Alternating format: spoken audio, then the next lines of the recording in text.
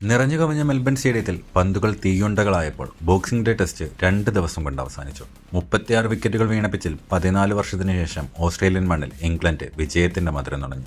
ചിരവൈരികളായ ഓസ്ട്രേലിയയുടെയും ഇംഗ്ലണ്ടിന്റെയും Ashes പോരാട്ടം കാണാനായി Melbourne സ്റ്റേഡിയത്തിലേക്ക് ഒഴുകിയെത്തിയത് ചരിത്രത്തിൽ ഇന്നേ വരെ ഉണ്ടായിട്ടുള്ളതിൽ വെച്ച് ഏറ്റവും കൂടുതൽ കാണികളായിരുന്നു. 2011 ഇതിനു മുൻപ് ഓസ്ട്രേലിയൻ മണ്ണിൽ ഒരു ടെസ്റ്റ് ഇംഗ്ലണ്ട് ജയിച്ചത്.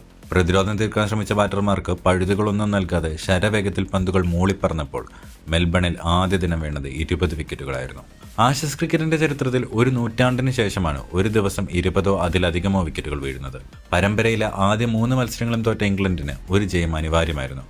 ടോസ് കിട്ടിയ ക്യാപ്റ്റൻ ബെൻ സ്റ്റോക്സ് ബോളിംഗ് തിരഞ്ഞെടുത്തു. പേസിനെ തുണയ്ക്കുന്ന പിച്ചിന്റെ സ്വഭാവം ഇംഗ്ലണ്ട് ബോളർമാർ മുതലാക്കി. ജോഷ് ടങ്ങിന്റെ നേതൃത്വത്തിൽ ഇംഗ്ലണ്ട് ബോളിംഗ് പട ആഞ്ഞടിച്ചു.